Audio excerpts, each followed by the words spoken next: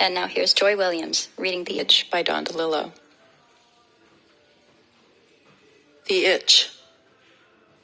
But nobody showed up, so we sat a while looking at the wall. It was one of those Saturdays that feel like Sunday. He didn't know how to explain this.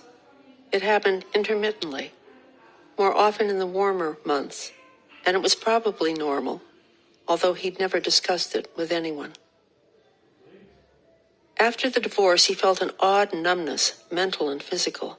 He looked in the mirror, studying the face that looked back. At night, he kept to his half of the bed, with his back to the other half. Over time, a life slithered out. He talked to people, took long walks.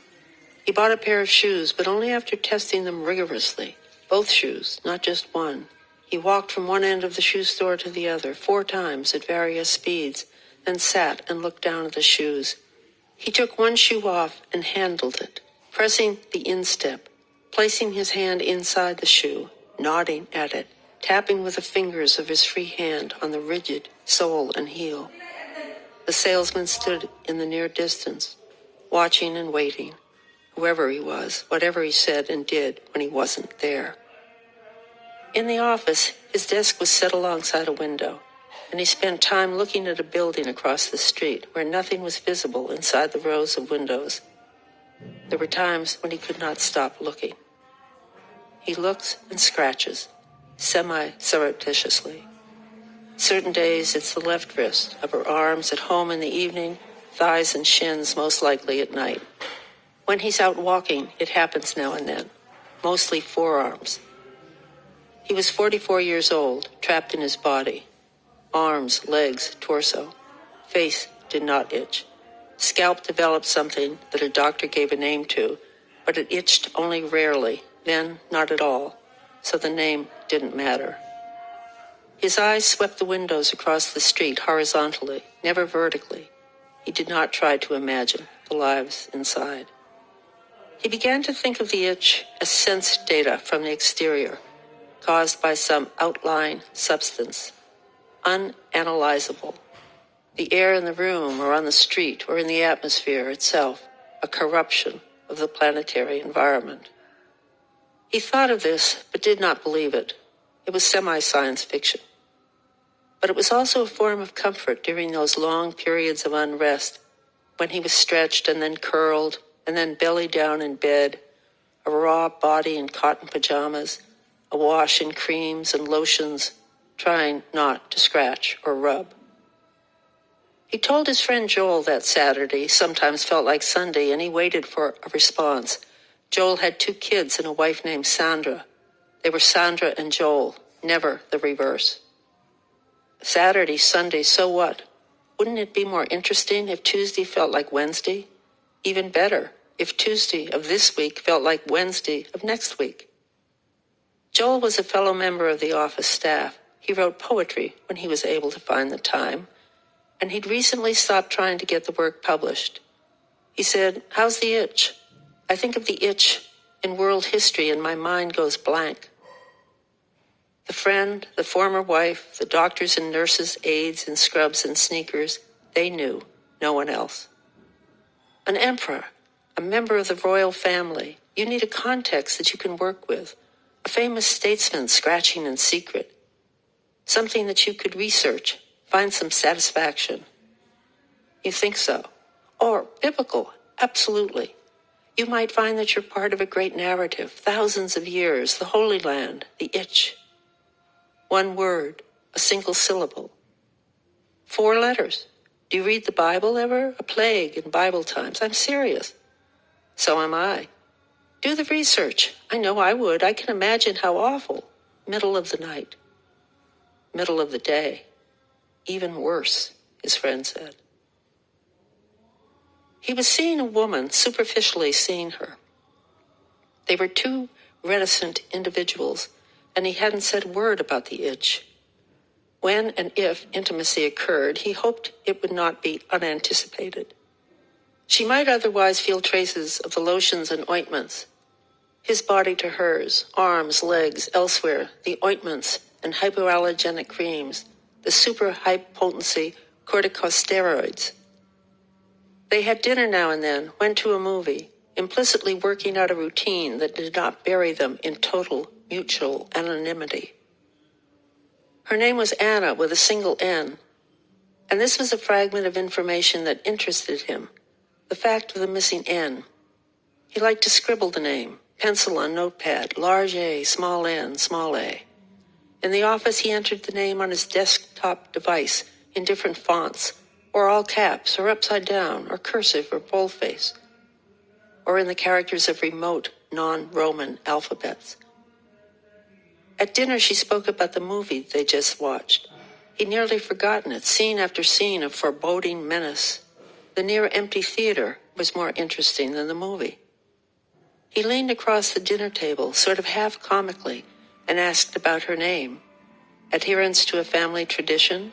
A name from a European novel? No such tradition, she said. No foreign influence. Just a name, spelled a certain way. He nodded slowly, marooned in his slanted body posture, and surprised at the disappointment he felt. Eventually he sat back, still nodding, and found himself imagining her body. Always the body. This was not an erotic set of curves, but something even more wondrous. The basic body, the primitive physical structure. She said that her mother's name was Florence. But her body here, in the chair across the table, the human, the person, the mass of flesh and blood ascendant over hundreds of thousands of years or more, millions of years. A body no different, essentially, in its sheer bodiness, from the humped and half-crawling forms that preceded it. He told himself to stop. They talked about the food in the restaurant. He asked her what her father's name was. In the morning, he walked along the hallway in the building where he worked, careful not to look directly at others heading toward their offices, 4 or 5, suits and ties, blouses and skirts. He liked to imagine them going nowhere, remaining in place, with their feet moving up and down, and their arms swinging slightly. His former wife had a certain kind of smile that he kept remembering. She isn't looking at him. She is smiling into space. Those 4 years together, before the seething weeks of conflict, how she blew kisses across the dinner table to wish away the itch. Those summer evening jogs along the river. The symmetry of the itch, both thighs, the crook of each elbow, left ankle, then right. The crotch does not itch. The buttocks, yes, when he removes his trousers before going to bed, and then it stops. He could not forget the smile. It was a beautiful moment, born in memory, her head turned away to the transfiguring past, the grandmother with a gift for storytelling, something way back then, and he wanted to follow the smile into her life, to join her spell of recollection, a minute or an hour in flawless time. They were at Sunday brunch, 2 couples, and there was a football game on the TV placed over the bar at the other end of the room, the sound turned off. He could not stop looking at the screen.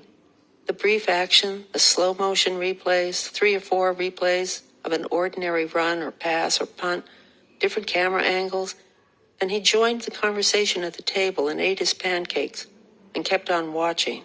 He watched the commercials. The term Sunday brunch suggested a world of well-being. But Joel was talking about the current situation, non-stop global turmoil, naming countries and circumstances, putting down his fork so he could raise his hand and gesture in a whirling motion, elbow pinned on the table. Then he stopped speaking and paused to think, finally seeming to remember what he wanted to say next, hands still raised but motionless now, a request for silence from the others, and he stared into time and space and finally said that all the letters in the name Anna were also in the name Sandra. Sandra said, "What do we do with this information?" 3 or 4 commercials every 2 or 3 minutes, commercials in clusters. He began to think that he was the only person anywhere and everywhere who was looking at the commercials. At this distance, the words on the screen that accompanied the images were just barely readable. Anna said, "I'm looking at the food on my plate." The others waited, but this was all she had to say. He held his fork in a poised position. The first half ended, and after a long pause, he was able to stop watching. I take off my shirt, the itching starts. He was in the examining room, describing his situation to the dermatologist as he lay flat on his back wearing a knee-length garment, open-fronted over his boxer shorts. She was checking his ankles, shins, and thighs. She spoke absently about the pathology of the skin. He liked this term. It suggested a kind of criminal intent or an evil that befalls a person, hurled down from above, and he recalled Joel's remark about the curse-worthy nature of the itch, something semi-biblical. He was nearing the end of his third visit to this doctor, and he wondered whether she would tell him to return next week, or in 6 months, or totally never. She recited the names of soap and shampoo brands, described conditions that might arise from symptoms such as his, and he tried to memorize all this, which was difficult to manage in his state of partial undress. She listed the hidden dangers of a number of ingredients in certain external analgesic medications. Do we need to be fully dressed, he thought, for our memory to function properly? I give some patients a pill, a patch, an injection, but what I am seeing in your case is that you need to think of your itch as a long-term commitment.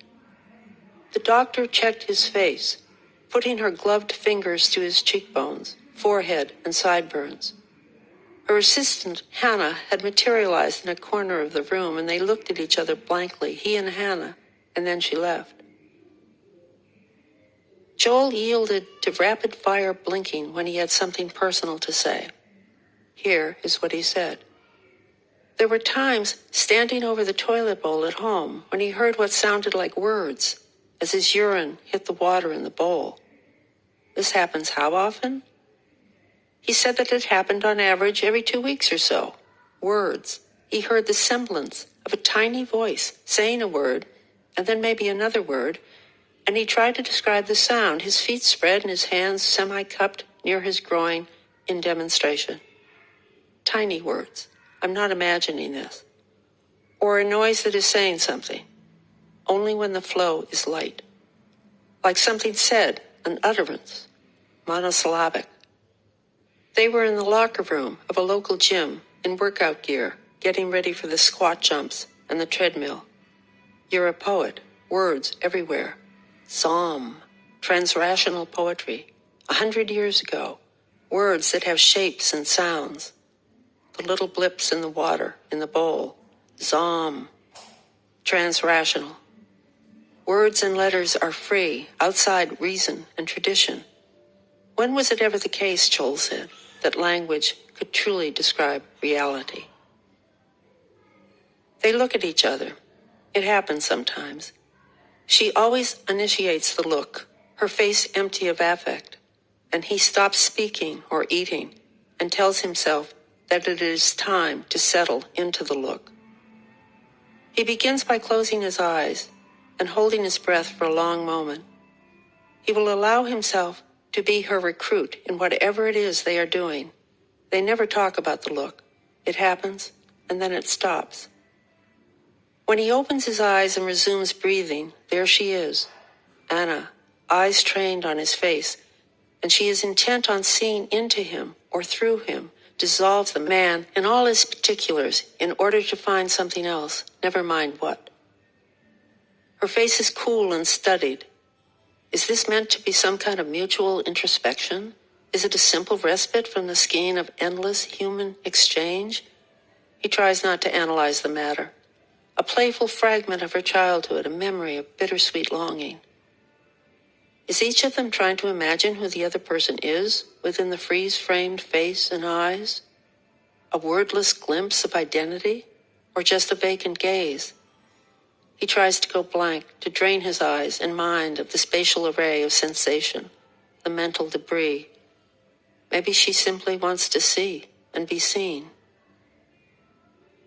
Then there is the crude feeling of some unmeant gratification, a creaturely need, the right hand on the left forearm, and at first he uses his fingertips to ease the itch, but in time the hand is in motion, and the fingernails are digging in like an earth-moving machine.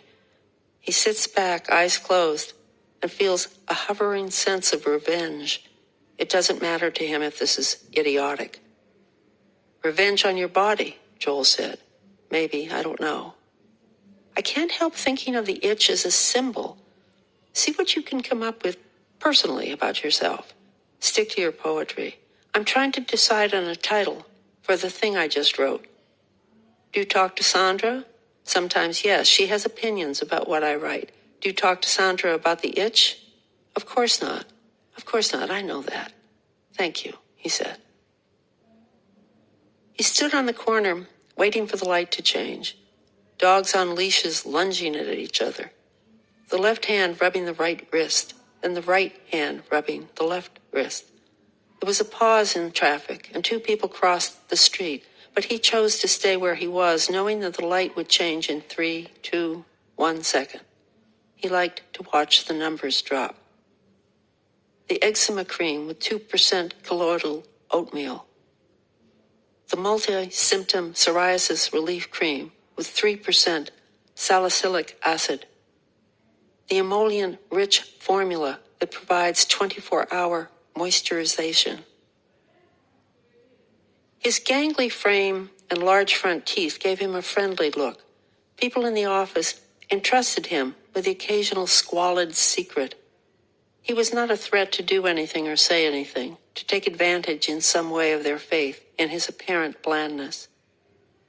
He and Joel were access specialists, facilitating the delivery of home health care services to disabled consumers of illegal drugs.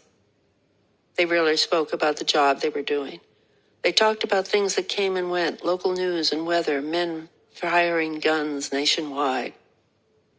Now and then Joel read an obituary to the others in the room, 6 men and women confronting their screens. Some of the obits were improvised, pure fiction, and he got a few laughs, and sometimes a burst of applause. The new doctor's name online in tribute was the Itchmeister. He was short and broad, with the look of a man who lives with one central obsession. He studied the patient who was standing in the examining room in his boxer shorts. Then the doctor whirled his hand, and the patient turned around. The doctor spoke authoritatively about the patient's history based on what he'd gleaned from reports and from what he was seeing on the body itself. Now the patient lay face up on the table. I take off my shirt and my pants and the itch begins. Or the itch is just there, comes and goes night and day. They talked about the clothing he wore, the underclothes, about the pillow and the bed sheets. The Itchmeister instilled confidence with a few short sentences, although he didn't seem to address the patient's remarks directly and unequivocally. From what I see, you are not suffering from weeping lesions or atopic dermatitis. He went on to name different creams for different kinds of itches. He warned against the steroid that thins the skin if used repeatedly. He wore a surgical gown so long that it concealed his footwear. This one stray rash here, near the underarm, do not touch. It is not scratch-worthy. The medications he cited were encased in language of a certain kind, fog-bound words and terms, syllable-ridden and somehow strangely totalitarian. Doctor told the patient to turn face down. The symmetry is astonishing, the left and rightness of it, don't you think?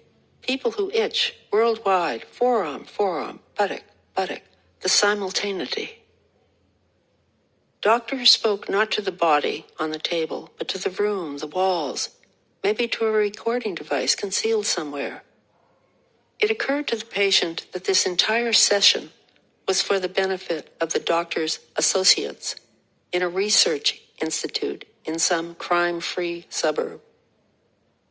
When the visit was over, the Itchmeister did not simply leave the room. He seemed to flee. In the early days when he was running along the river with his wife, he felt that he was leaving the itch behind. He was outrunning it.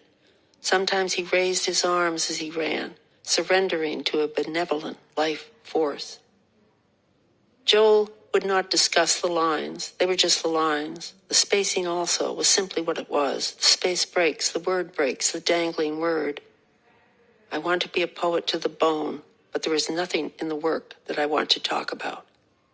You want to talk about the itch. Tell me again what the doctor said. Weeping lesions. I keep forgetting to look it up. Whatever the science, the term itself has terrific aesthetic appeal. Atopic dermatitis, inhuman, forget it. Joel kept repeating the phrase weeping lesions, thinking into it, trying to say something funny. When he took off his shorts, his thighs began to itch. Anna was in bed, watching and waiting.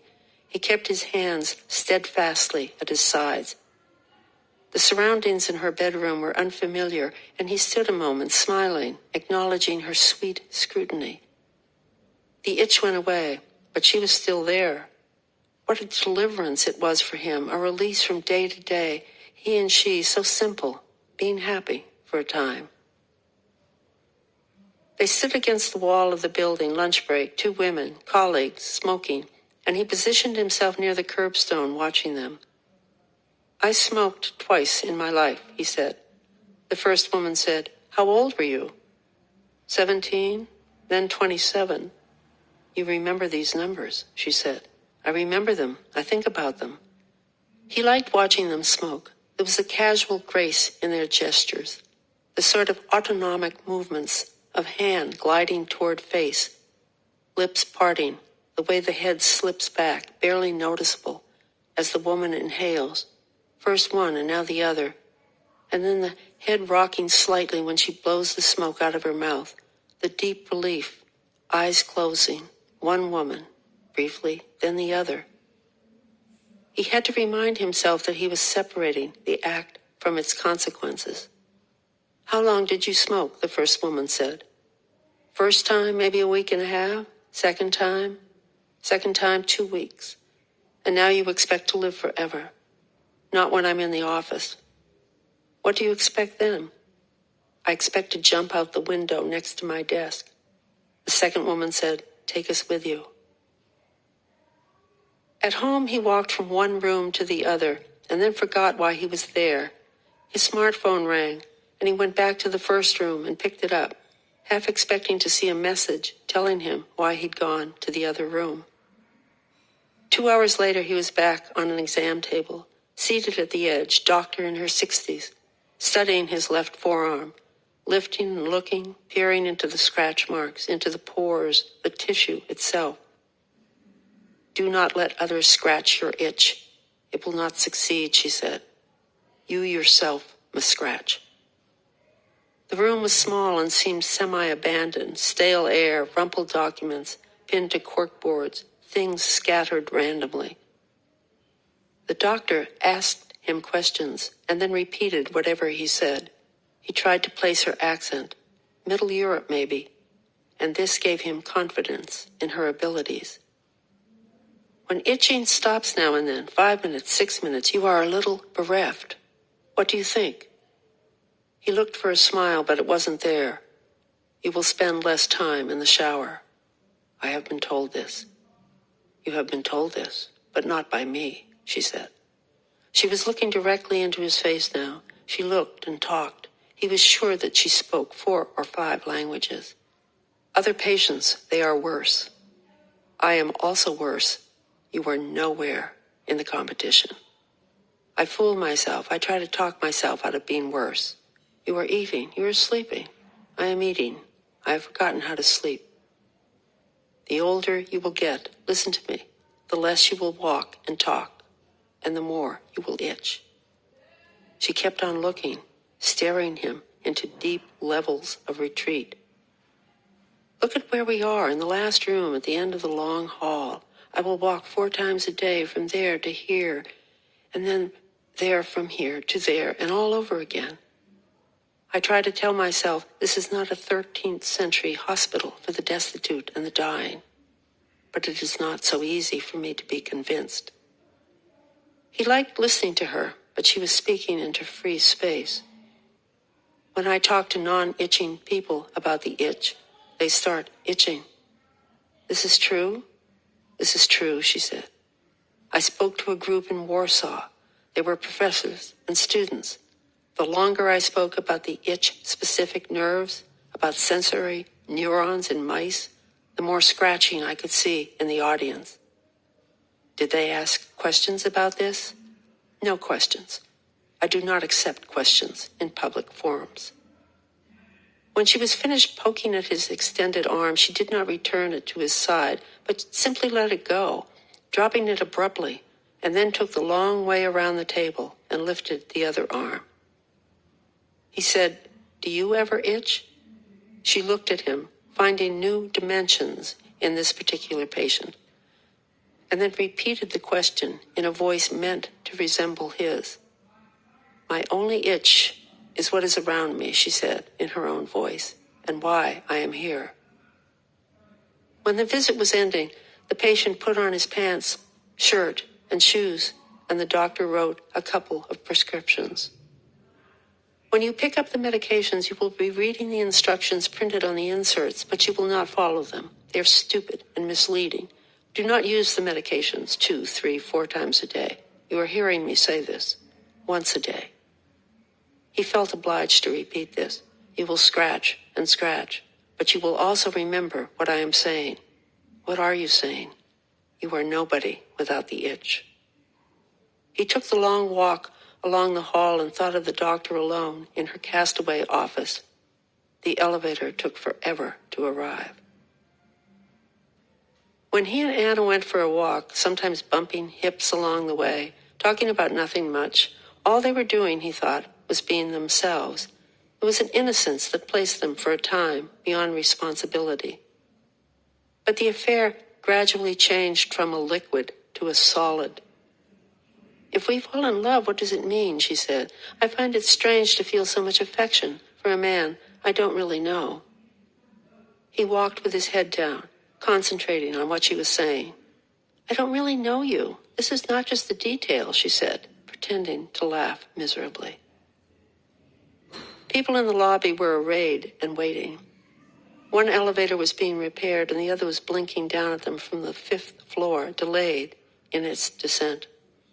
He decided to climb the stairs to his office, 11th floor, a few others joining him, a sense of shared complaint.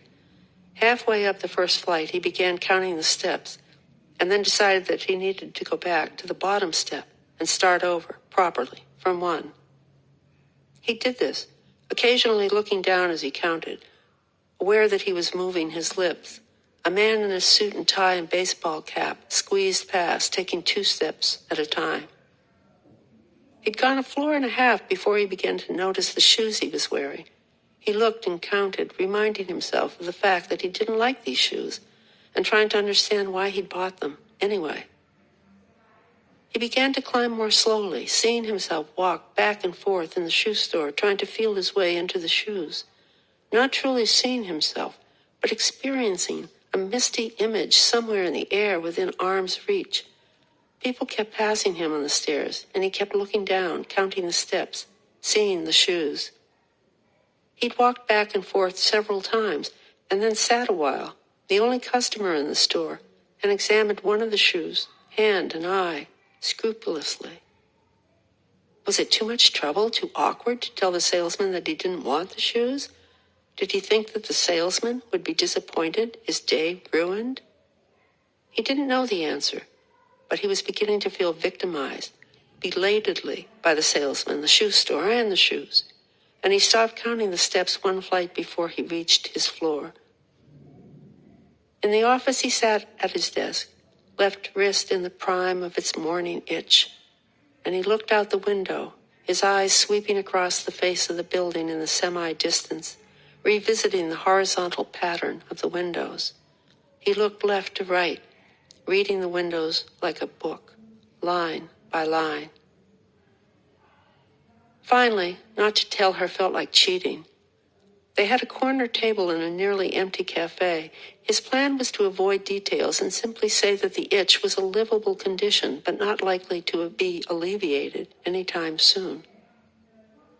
In the meantime, they listened to thunder bouncing around the sky, and she spoke of country thunder when she was growing up. an approaching storm, her fearful wonder at the drum rolls and jagged flashes.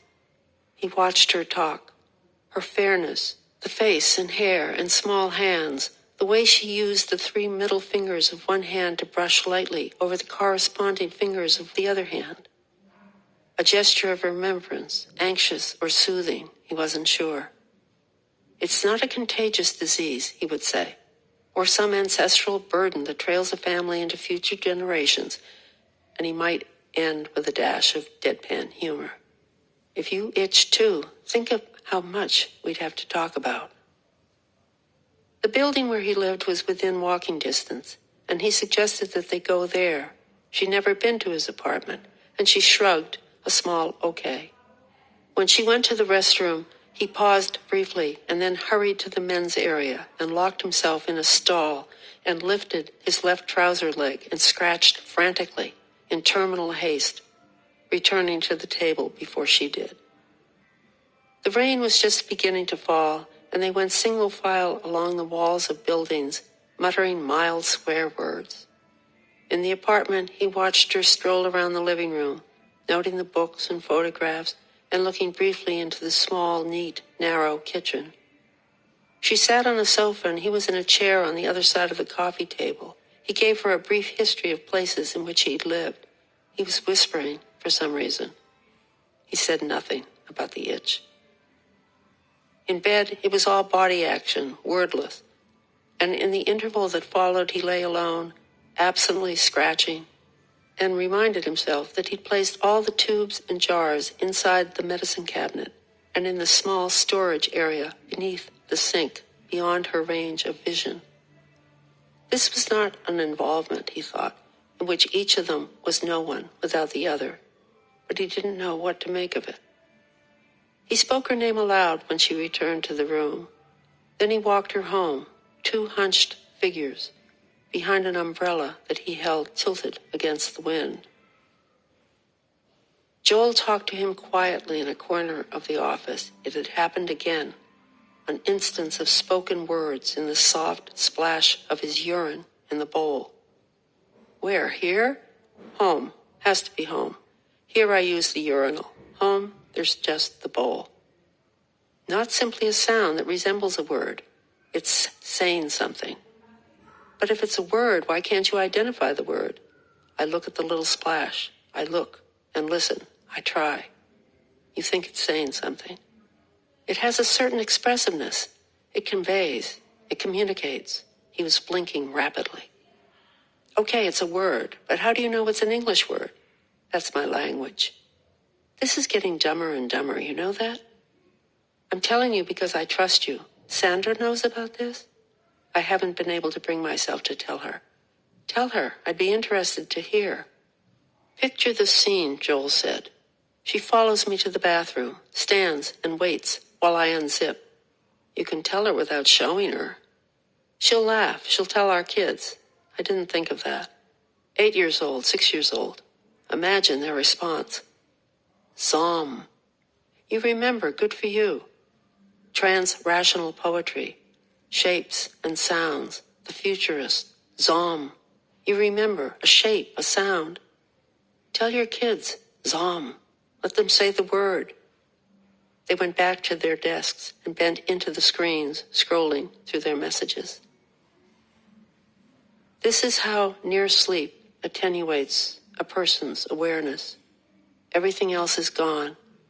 He is funneled into himself, no past or future, the living itch, man-shaped. Robert T. Waldron, thinking incoherently, a body in a bed sheet. That was Joy Williams reading The Itch by Don DeLillo. The story was published in The New Yorker in August of 2017.